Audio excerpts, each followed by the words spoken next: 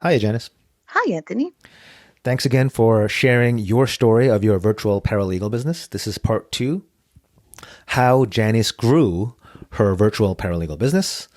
So we're going to cover, or I'll ask Janice about a couple of issues that come with when you make the decision to grow and expand.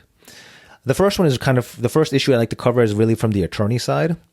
What kind of security risks come up as you grow, and how do you mitigate? How do you deal with those? And the next set of questions have to do with when do you decide to expand, meaning grow from a one-person shop to a full-fledged business with virtual paralegals, sort of working underneath you, and how do you go about finding those virtual paralegals or assistants to sort of build your team? Right. So this is all about expansion and growing from a one-man shop to a business. Yeah, You ready to go, Janice? I am. I am. Can you start by doing, if anyone hasn't listened to the first episode, which was episode 165, how Janice started her business, make sure you check that out. But for anyone who hasn't heard that yet, Janice, can you do a quick intro about who you are and, your background? Absolutely. So my name is Janice. I think we've covered that. I'm a Pennsylvania-based paralegal, and I own Virtual Paralegal and Administrative Services, LLC. And it's been in business since, it's been an LLC since 2015, but I've been operating since 2007. Very good. All right. Let's start with, so we've already covered how you got started and Yes. what others can do to sort of launch themselves. Now let's, sort of fast forward 3 or 5 years or whatever you think is appropriate. And you're at the point where you're more than a one-man shop, or you have more work than a one-man shop, and you need to start growing. So first, let's talk about security, because attorneys have all sorts of ethical and confidentiality issues or obligations. So let's talk about some of the risks first. And please tell me about some of the risks, and please tell me about how you make sure to deal with those risks. Yes. Yes. So what are the big risks as you grow? What are some things that might fall through the cracks? Well, number one is confidentiality. I mean, that's just the most important. I have it in my contract that confidentiality is absolutely paramount. And by that, I mean information on your business. I will learn a lot. Information on your clients. Really, I'm a vault. Whatever I learn has to stay here, and it's really important. As you know, as an attorney, it's called a conflict check. For those of you that aren't in the legal world, when you take on a client, you have to check that, let's say you're taking on a wife in the divorce. Well, you can't have represented the husband, a few years ago, that's a conflict of interest, right? You can't be working on one side and work with the other side. You have to look for those conflicts. It is so important. Very good. Yeah, that's a huge one. It's huge. What about, let's say, document security?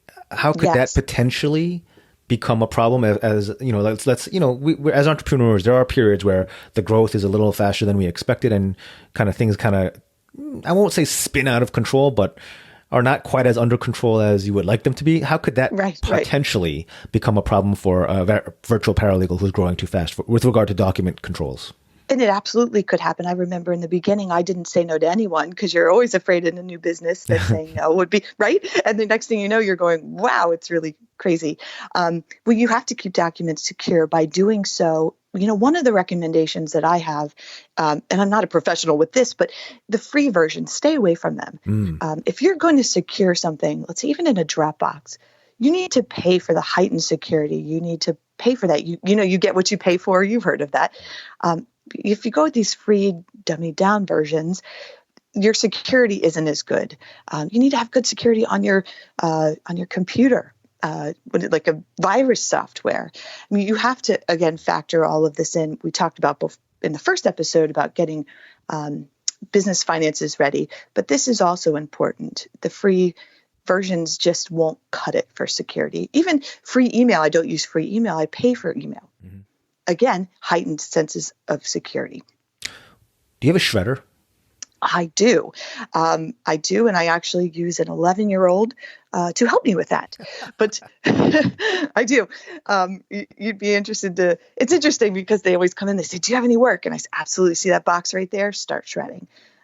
Very important is shredding because you will get documents here, and I have a safe in my office for nothing else other than if I get originals that I have to hold on to, even for a day or two, I put them in the safe.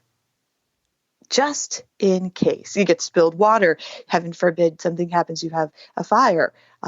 So you need that security. That's something that you have to think about, that just worst case scenario. Have you ever thought about doing a shredding service like Iron Mountain, or are you not at that volume? I'm not. I'm not because the kiddos like to do it, but I do know that there are services that come in that are locked and you watch them shred. It's fantastic services. I've done it in offices with trash cans. They come in with huge trash cans and they put them in the big trucks and shred them. But maybe somebody who was a work from home litigation virtual paralegal who had just huge document productions, that might be something absolutely. You need to look for. Yeah, there are quite a few businesses around. If you Google them, that'll come to you, give you a trash can that you put everything in, and the trash can's locked, and then you watch them shred it. Yeah. It's perfect. All right. So, and you said, oh, sorry. No, please. No, you said about trust and security risk. There's going to have to be a level of trust when you hire your virtual paralegal. You'll get there, but you will have to expect at some point they're going to have all your information, right? I think I have your credit card, social security number, addresses, everything that is pretty important. But you're going to have to get to that point where they just trust that you'll have all that information and do what's right with it. Yeah. So speaking to any attorneys who might be listening, or any other professionals who would be interested in this kind of arrangement, just take baby steps, build up to that. You don't have to dive in headfirst to anything in life. Nope. Janice and I started off with just correspondence in the very beginning, and I got to see her competence and her attention to detail, and then we bumped it up the notch to, I don't remember, but something more substantive. I don't even know. It's been so long. Yeah. And then eventually she's running entire cases. That's just right. But you build up to that just because why wouldn't you? That's kind of the beauty of the situation, actually, from an attorney's point of view. I'm not paying you an annual salary and paying for an office space and a computer, so I don't feel obligated to justify that expense. Right. I can absolutely ebb and flow as needed. Yeah. Yes. And I should have specifically said that the services that I provide are only as needed. Mm. So I have some people that only use my services maybe an hour a month, and some that use 20 hours a week. Yeah, it's completely dependent on what type of work and help that you need. So let's talk about hours, and let's talk about when to expand. Yes. Right? So because this is a service-based business, just like lawyers or brokerages or anything else similar, expanding almost necessarily means, unless you can create a time machine, you need to hire more people to do more. Yes. Right? Yes. Which is a great problem to have. Sure. So I guess the first question is, do you hire folks, or do you, build a stable of freelancers? Like, how do you build out this team? How does that look for you? So I have a pretty amazing team. They are all freelancers, independent contractors, 1099s. Because I'm not at that point yet to hire someone full time, because it's cost prohibitive. You're talking about, when you're talking about somebody that's you're actually hiring, you are talking about insurance. You are talking about, right? There's a lot of stuff on the table when it comes to actually hiring someone. But most everyone that I hire, this is not their full-time job. This is a supplemental job. So, okay, let's talk about your team. Let's start first with how you find candidates, let's start there. So how I find them. Yes. Because look, just speaking, I guess, objectively, you're going to see a lot of work from home job, quote unquote, opportunities that end up being totally illegitimate and kind of scams. So how do you make it clear that you're not one of those? Right. So that goes back to what I said even in episode 1, is you have to have a solid online presence. You have to be legitimate. You have to be a real business. So when I do put out a job, let's try that again. When I do look for new independent contractors, I just have to say the name, and you can Google it and search for it, and you can see it's legitimate. Right. It's also on how you word have you ever seen an advertisement that says, "This is not a scam, work from home and make $15,000 a week"? Well, red flags, right? If it has the dollar, the cash bag emoji, it's probably a scam. Right. If there's tons of emojis and everything else. No, but I mean, if you are looking for a job, you really have to research the company. Research the company, look into them. Are they real? Did they build their website yesterday and now they're looking for 100 employees? I mean, look, you got to look for that kind of stuff. I personally have advertised on LinkedIn and Indeed. Oh, you have? Cool. Yeah, I have. Actually, I've had really great success with Indeed. And I'm in a lot of groups. So whether it's your virtual paralegal or you're a plumber, online on Facebook, I mean, you can get into the groups with like-minded people, right? So I'm in a paralegal group and I said, okay, I could use some help in this department. Here is the information. And I've actually gotten people off of Facebook. Huh. And you probably have some social connections, like you kind of know each other. Yeah. Yes. Yeah. Like through friend of a friend. Yeah. And I actually met one of the ladies who does some work for me. I spoke at a paralegal summit a few years ago, and she was sitting in the audience and came up after and said, I really want to work for you. And she has been ever since. So sometimes it just happens, but usually it's online. So how is the market? Is there more demand? I mean, is there a high demand for virtual assistants and like there's not enough good candidates? Or are there more people who are looking for work at home jobs and you can really cherry pick the very best of them? Which way is it looking? So you really can cherry pick. If I put out an ad that I need a specific paralegal for a specific task, I probably will get about 100 to 150 applicants. But of those, how many are like top, good quality? 10. Okay. So hey, 10 solid candidates for one post is still solid. Really good. Yeah. It is. And then when you you speak to them, then you maybe get down to like 2 or 3 and you go with whoever's most qualified. Now, what my favorite part about hiring anyone or independently contracting anyone is that I am 100% only going off of their work product and their resume and their speaking skills, right? Because I might never meet them. Because they're not, So it's not like we both have to put on our stuffy outfits and go into a room, pretend we're someone we're not for about 10 minutes. I get to see people at their absolute rawest and only judge based on their work product. So I really I find when I get people this way for virtually, I get really good candidates.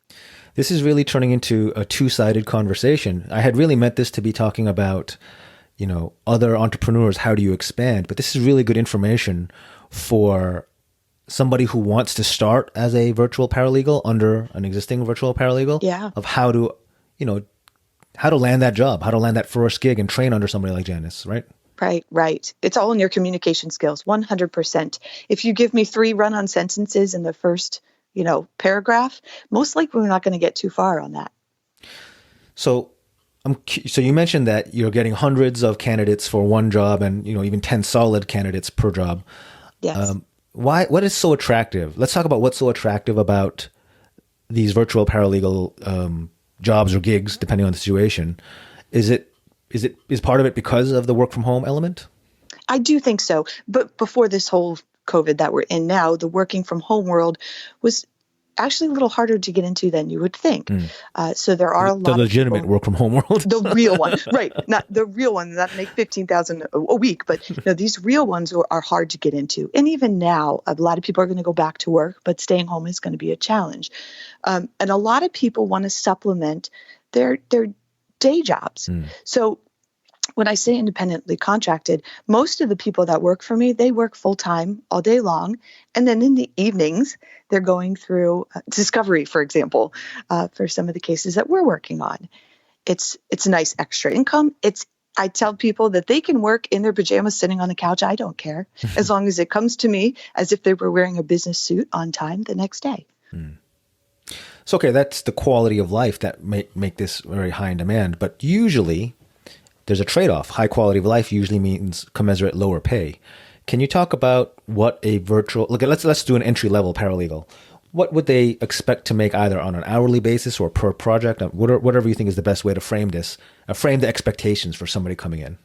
Well, you have to, if you are doing the hiring, like we're talking about here is expanding your business, you get what you pay for, right? We talked about earlier, like the free versions don't work. You get what you pay for. If you want to pay someone minimum wage, whatever that is, to do this, you're going to get minimum wage material. That's my thinking. I bring people in somewhere between the $18 and the $25 mark, which is that's what people would make if they were sitting in an office. Right. But I know the caliber of people that I'm hiring, and they're worth it, and they give you good work product. Is that it? I don't know. I'm going to sound really out of touch, but is that an attractive way? It is. Yeah. Okay. It definitely is, because you figure you're probably making that same amount in an office working Monday through Friday, 9 to 5. Gotcha. It's probably the same hourly rate. Now, you're not factoring in, taxes, insurance, and things like that. You're just making that at night, at home, as needed. It's extra, and it's a very fair wage. And it's also dependent on what you education. We talked about that in the first episode. If you have education and experience, then it's more. Well, okay, so that's the rate, but in terms of volume, like how much can somebody expect to make? Because if you get that rate, but you only have 1 hour a week work per week, that's not great. Right.